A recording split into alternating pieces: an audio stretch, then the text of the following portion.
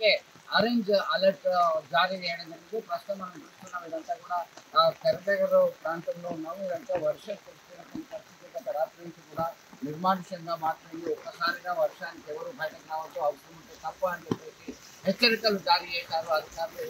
అంతా high alert జారీ చేయడం జరిగింది. గత కొంతకాలం నుంచి ఊరుస్తూ వస్తున్నటువంటి వర్షాలు గత రాత్రి నుంచి ఒక్కసారిగా కురవడంతో ఉమ్మడి కరీంనగర్ జిల్లా పర్టికులర్గా రాజన్న సిరిసిల్ల జిల్లా కరీంనగర్, పెద్దపల్లి, జగిత్యాలలోని పలు ప్రాంతాల్లో ఇప్పటికే జలకళ సంతరిస్తున్నటువంటి పరిస్థితి మనం గమనించవచ్చు.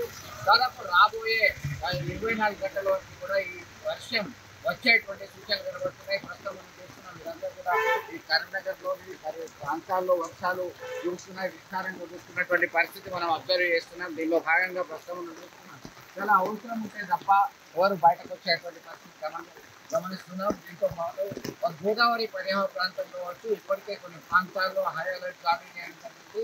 మీరు అవసరం ఉంటే తప్ప బయటకు రాకూడదు అని హెచ్చరికలు జారీ చేయడం జరిగింది. వ్యవసాయదారులకి కొంత ఆమోదం యోగ్యమైనటువంటి వర్షంగా గత కొంతకాలం నుంచి వర్షాలు రావట్లేదు, తాము నాటినటువంటి నాట్లు ఎండిపోయేటువంటి ప్రమాదం ఉందని చెప్పి ఆందోళన వ్యక్తం చేస్తున్నటువంటి రైతులకి ఇది ఆశావహ దృక్పథం అని చెప్పి చెప్పుకోవచ్చు. వాళ్ళ ఆనందంగా వాళ్ళు మరింత సాగు చేసేటువంటి అవకాశాలు కనబడుతున్నాయి. అయితే దినసరి కూలీలు ఇతరత్ర వ్యవహారాలకు వెళ్ళేటువంటి వాళ్ళందరూ కూడా ఇబ్బంది పడుతున్నారు. తమ వాణిజ్య వ్యాపారాలు అలాగే ఇతర కార్యకలాపాలకు వెళ్ళే వాళ్ళందరూ కూడా కొంత ఇబ్బంది పడుతున్నటువంటి పరిస్థితి. మొత్తం మీద బయటకి రావద్దు. ఉరుములు మెరుపులతో కూడినటువంటి వర్షం కురుస్తున్నటువంటి నేపథ్యంలో విద్యుత్ ప్రమాదాలు రాకుండా కొన్ని ప్రాంతాల్లో విద్యుత్ అంతరాయం ఏర్పడుతుంది అని చెప్పి విద్యుత్ అధికారులు ముందుగానే జాగ్రత్తలు పాటించాలని చెప్పి సూచించడం జరిగింది. అలాగే స్టేట్ రెస్ట్ సంబంధించి డిజాస్టర్ రిలీఫ్ సంబంధించినటువంటి కోర్సు అలాగే నేషనల్ డిజాస్టర్ సంబంధించి ఎన్డీఆర్ఎఫ్ బృందాలు సైతం రంగంలోకి